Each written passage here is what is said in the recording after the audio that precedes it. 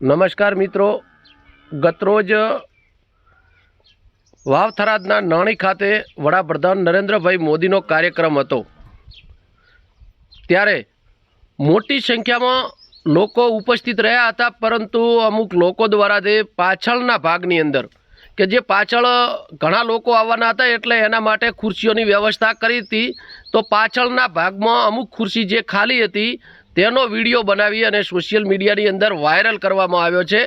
ખરેખર જે વ્યક્તિઓ દ્વારા વાયરલ કરવામાં આવ્યો એમને હું એ જ કહેવા માગું છું કે તમે એક વખત સ્ટેજ ઉપર આવીને તમે નજર નાખો, તમને ખબર પડે કે માનવ મહેરામણ હતો।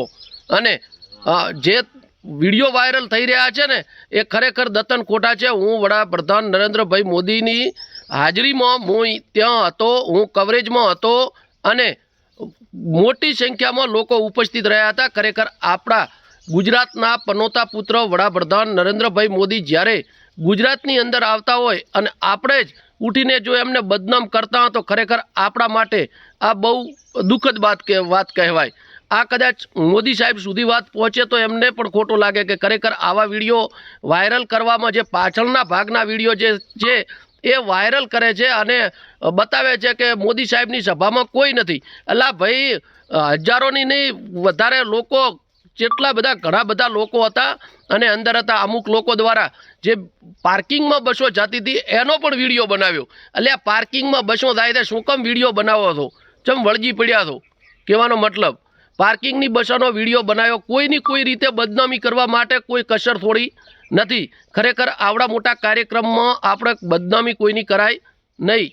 હો વાતની એક વાત, જ્યારે આ હું વિસ્તારની તમને વાત કરું, આ વિસ્તારની અંદર જ્યારે હું તો તે વખતે ભણતો, તે વખતે અહીંના જે વડીલો હતા ને એ શું માગણી કરતા, અહીંના વડીલોએ મારે લગભગ એનો વિડીયો પણ હશે કે શંકરભાઈ ચૂંટાઈને આવેલા તો આ વિસ્તારના વડીલો ભેગા થયા, ભેગા થઈને એવું કીધું કે સાહેબ અમારે અહીં ઘણા બધા દુષ્કાળો પડે છે, બરાબર, તો અમને એક નર્મદાના નીરની પાણીની સગવડ કરી આલો, અમે તમારો આજીવન ઉપકાર નહીં ભૂલીએ। એટલે શંકરભાઈએ પ્રયત્નો કરીને અને વડાપ્રધાન આપણા નરેન્દ્રભાઈ મોદી દ્વારા નર્મદાની કેનાલો આઈકન લવરાઈ, કેનાલો આવી, બધા એને વીરા ત્યાં ખૂબ, રાયડા ત્યાં ખૂબ, એરંડા ત્યાં ખૂબ, બરાબર, થઈ ગયા મદા, આપણે ઉપાડતા હતા ખાતર, બરાબર, એને બદલે થઈ ગયા શેઠ, બરાબર, અને શેઠ થઈ ગયા ને ઘરે ઘરે થઈ ગઈ 4 વ્હીલ ગાડીઓ, બરાબર। એટલે આપણે બધાય આવી ગયા, બધાને આપણને એમ જ થઈ ગયું કે આપણે બહુ મોટા માણસ બની ગયા છે। પણ ખરેખર વીતેલો સમય છે ને એ મિત્રો ના ભૂલવો જોઈએ, મારું એવું માનવું છે। અને કદાચ આપણને ખબર ના હોય કે પહેલાંનો સમય કેવો હતો, બરાબર। પહેલાં ગામની અંદર ફોકડીઓ ખોદવા જતી ને તો કારકુને એની મનમાની કરતો, બોલો, લોકો કહે છે કારકુનને આમ કેવો હાથ ઉપર રાખવો પડે, કારકુન સાહેબ આયા કરીને રોટલાય શીખ ખવડાવવા પડે। આવી પરિસ્થિતિ હતી ત્યારે આવી પરિસ્થિતિમાંથી આપણે બહાર નીકળ્યા હતા અને એ પરિસ્થિતિમાંથી બહાર નીકળ્યા પછી આપણા વડાપ્રધાન નરેન્દ્રભાઈ મોદી નાણી ખાતે આવે છે, કરોડો રૂપિયાનો લોકાર્પણ કરે છે અને છતાં આપણે એમને બદનામી કરવામાં કોઈ કસર નથી છોડતા। એટલે ખરેખર આ વાત દુઃખદ કહેવાય। વડાપ્રધાન નરેન્દ્રભાઈ મોદીની સભાની અંદર એક પશુપાલકો નહીં, તમામ લોકો હતા અને તમામ લોકોએ જે સ્ટેજની ચારે બાજુ 3 થી 4 વિભાગો અલગ અલગ બનાવેલા હતા। 4 વિભાગોની અંદર લોકો મોટી સંખ્યામાં, મહિલાઓ પણ ખૂબ હતી, એ તમે અમારા વિડીયોમાં પણ તમે જોઈ શકો છો કે મહિલાઓ પણ ખૂબ હતી। આ તો શું છે કે છેલ્લે બેઠેલા 5-10 ખુરશીઓ ખાલી હોય, એ ખુરશીઓનો વિડીયો, એટલે ભાઈ તેને વિડીયો બનાવવો તો સ્ટેજ પાસે આવીને બનાવો તો ને કે ભાઈ આગળ ખુરશીઓ ખાલી છે કે નથી। એટલે મોદી સાહેબની સભા જોરદાર રહી છે, મોદી સાહેબ અને આ રહેશે કાયમી। અને શંકરભાઈ દ્વારા જે સગવડ કરવામાં આવી ને એ બધી રેડી સગવડ કરવામાં આવી છે। પણ હવે આજના જમાનામાં આપણે 5 રૂપિયા થયા છે ને એટલે બધું ભૂલી ન થો ભાઈ। એટલે આ ઘરે હારા નેવા ના હોતા આ વિસ્તારમાં, ભાભર, હોઈગામ, વાવ, થરાદ, કોઈ જગ્યાએ, બરાબર, આખો દાડો ખાતર ઉપાડીને બાપડાના તળિયા તૂટી ગયા છે, મજૂરિયા દાતા। આજે મજૂરિયા દાતા ને એ લોકો અત્યારે શેઠ થઈને બેઠા છે, શેને લીધે? નર્મદાના નીરાયા એને લીધે ભયા, નકા આંકન તો વગડામાં નીકળવું હતું ને તો એ ચારે કોરા છે ને રાત ભાઈ દાડે ધોળે દાડી નીકળવું હોય ને બપોરે 2 વાગે તોય બીક લાગતી. એવા જંગલમાં મંગલ થઈ ગયો. મિત્રો, કોઈનો ગુણ કરેલો ભૂલી ના દવરાય.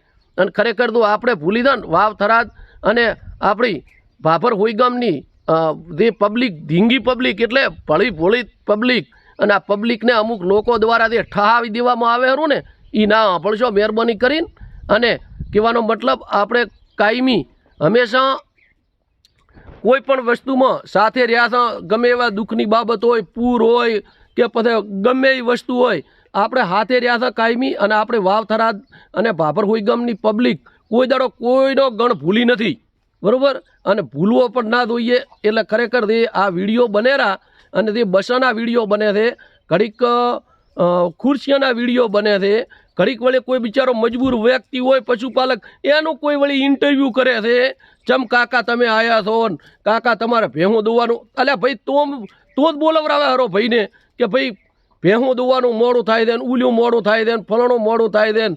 શું કરવા નહોતા વળજી પડ્યા. એટલે મહેરબાની કરી અને આપણા વડાપ્રધાન, આપણને તો ગૌરવ હોવું પડે કે આપણા ગુજરાત રાજ્યના અને વડાપ્રધાન નરેન્દ્રભાઈ મોદી આજે દેશના વડાપ્રધાન છે. એ વાતનું ગૌરવ હોવું પડે સાહેબ. આપણે તમે વિચાર કરો કે બીજા રાજ્યોની અંદર જ્યારે મોદી સાહેબ જાય ને ત્યારે આપણા કરતાં 20 ગણી પબ્લિક ભેગી થઈ જાય છે, બરાબર. તો આપણે તો છે ને એમને કાયમી સમર્થન આપવું જોઈએ. હવે વાતને આધી આ જે સિટીમાં રહેનારા લોકોને તો કદાચ ખબર નહીં હોય.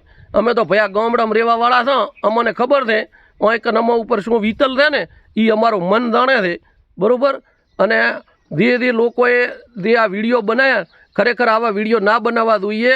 વડાપ્રધાન નરેન્દ્રભાઈ મોદી અને શંકરભાઈ ચૌધરીના અથાગ પ્રયત્નોથી આપણે નર્મદાના નીર ભાળ્યા છે અને આ વિકાસના કામ ભાળ્યા છે. એટલે હું 97-98માં 2001ની અંદર 2001ની અંદર અમારા ટ્રેક્ટરે હેડતા નડાબેટ, એટલે આ પીવા પાણી ના મળતું. પીવા પાણી નડાબેટ મંદિરે આવે ને તાર પીવા પાણી મળે. અમને 30 લીટરની વોટર બેગ છે ને એ ચીડી ટ્રેક્ટરની ચીડી બોંધી હાલતા. એ લઈને અમે કાચે રસ્તે પુલ ધોંપલા ભરી જે બનતું હતું એ ત્યાં લઈને જતા અને ધોંપલા ત્યાં ખાલી કરતા. કાચે રસ્તે જતા ભાઈ, ધોંપલાની લાઈને હેડતા.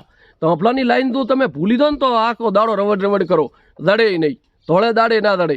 હવે એવી જગ્યાએ આજ ઇન્ડો પાક અહીંયા હજારો કોઈ ચકલું ના ફરકતો કોક જ આસ્થા સાથે જોડાયેલા વ્યક્તિઓ હતા અને તેને ખબર હતી એ માં નડેશ્વરીના દર્શન કરવા તો જરૂર આવતા.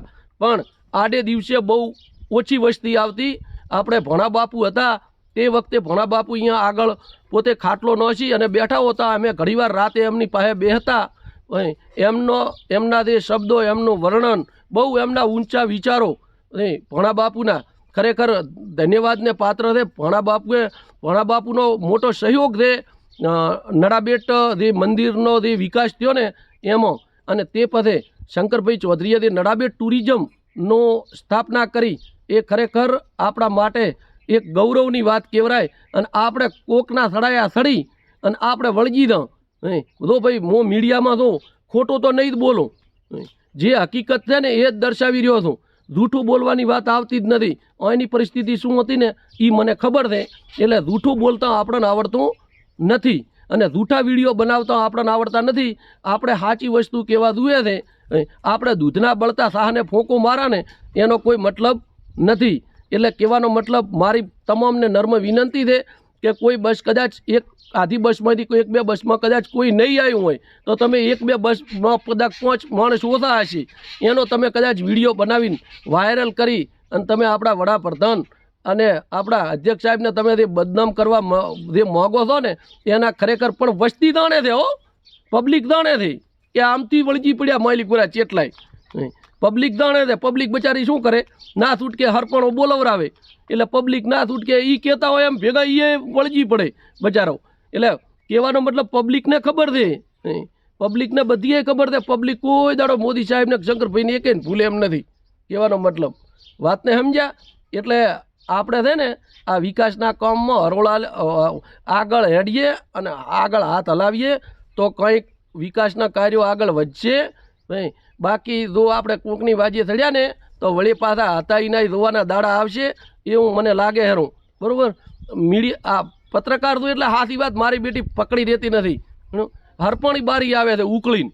આ તો બધા કે તમે ચમ આટલું બોલો છો નોમ છે ને તેમ છે, એટલે ભાઈ બોલવું પડે છે, ના છૂટકે શું કરા કહો, ના છૂટકે બોલવું પડે છે કે કારણ કે આવી બદનામી થતી હોય ખોટી લેવા દેવા વગર, એમાં પાછું કોઈ નહીં, વાતમાં કંઈ નહીં, અને ચેવડું મોટું સ્વરૂપ ધારણ કરી નાખે. આટલી ખુરશીઓ વડાપ્રધાન નરેન્દ્રભાઈ મોદીના ભાષણ દરમિયાન લોકોએ ચાલતી પકડી, અલ્યા કોઈએ ચાલતી નથી પકડી. બાપડા તરા લાજી હોય તો એક બાજુ પાણી પીવા જાય એ એક બાજુ, અને કોઈને ઉઠીને કોઈ પેશાબ કરવા દાવું હોય તોય દઈ કે એમાં ચાલતી પકડીની વાત જ આવે છે. એટલે ખરેખર આ વસ્તુ છે ને આવી કોઈ અમે તો જ્યાંથી વડાપ્રધાન આ નરેન્દ્રભાઈ મોદીનો કાર્યક્રમ એની પહેલાંની શરૂઆત પહેલાંથી તો અમે તો હતા અને એન્ડ સુધી રોકાણા હતા ખરેખર. અને પોલીસ દ્વારા પણ બહુ ખરેખર કોઈને એક કામ તોકારો હાલવામાં નથી આવ્યો. પોલીસે એટલું સહાનુભૂતિ દ્વારા વર્તન કર્યું છે ને, કોઈ ઘાટો મેલી જો લોકોને પબ્લિકને કોઈ તકલીફ ના પડે ને માટે પોલીસ સતત ખડે પગે ઊભી રહી હતી. મોટા મોટા જે અધિકારીઓ હતા ને એ પણ સેવામાં હતા. આપણા કલેક્ટર સાહેબ, આપણા વાવ થરાદના આપણા જે ડીડીઓ જીવાણી સાહેબને ધપ નથી થતી, ફેર કરતા હતા બોલો. એટલે વાતને તમે સમજો દો, આપણા મોટા અધિકારી જો આપણા માટે આટલું કરતા હોય ને તમે અધિકારી પાસે તો ઊભા હો અને વસ્તીને તો એક બાજુ આમ સગવડ કરાવતા હોય તો પછી આપણે વહીવટી તંત્રની અને સરકારની ખરેખર બદનામી ના કરવી જોઈએ. ભાઈ મારી વાત ઘણા બધાને કડવી લાગી છે અને ઘણા બધાને હારીએ લાગી છે, પણ હાથું મારું બધું કેવું પડે છે ને પત્રકારનું, એટલે વાત મારી બેટી નથી ઉકળીને બારી આવે હરી. સાંભળ્યું? આ સત્ય હકીકત છે મિત્રો.